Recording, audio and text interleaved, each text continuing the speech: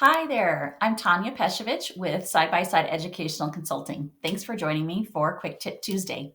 Our quick tip today really centers around this idea around handwriting. A couple of our other posts this week focus on handwriting and the benefits of handwriting, especially for our early readers and writers. So I wanted to just expand upon that. One of the articles that we link in our post includes this idea of the cognitive benefits of handwriting, long-lasting recognition for letter names, letter shapes, letter sounds. That's one major benefit for our early readers and writers. It also can help us to or increase our memory and recall of words and the brain systems that work together. Multiple brain systems are working in tandem at the same time when it comes to taking a pencil to paper. Those brain systems working together, based on the brain imaging scans, tend to increase our processing of information and our recall of information.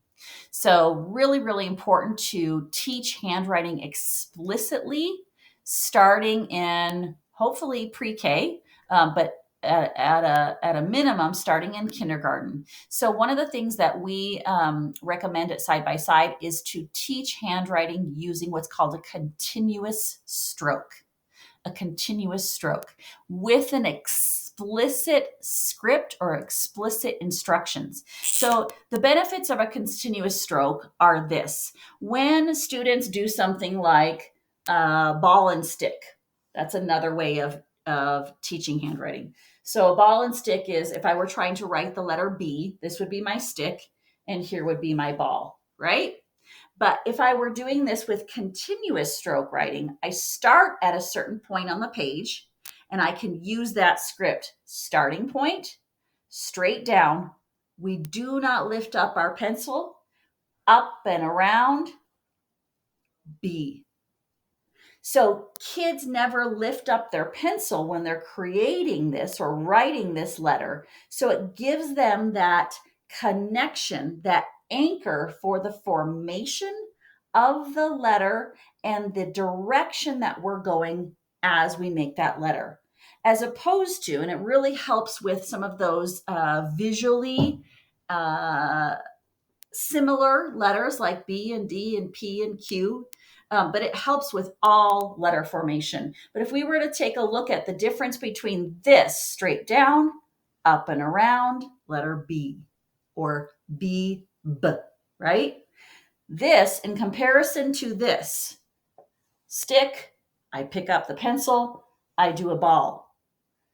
If I were to use that ball and stick approach, I could do the exact same thing for stick, pick up the pencil, ball.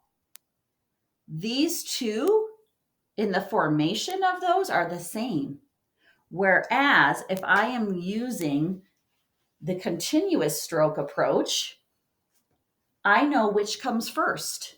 When I'm making that letter B for the sound B, my straight line down goes first.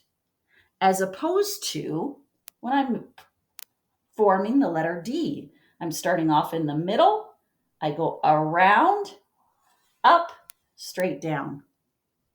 So you see the difference between those. A continuous stroke really helps alleviate some of that confusion for kids. It also really makes that connection between the shape, the formation, the letter, and the sound. What I'm going to link for you in our comments is a script from Nighthouse. They provide a script for uppercase and lowercase letters that follow a continuous stroke if you don't already have something like that in your core program. Thanks for joining us today. We'll see you again next week.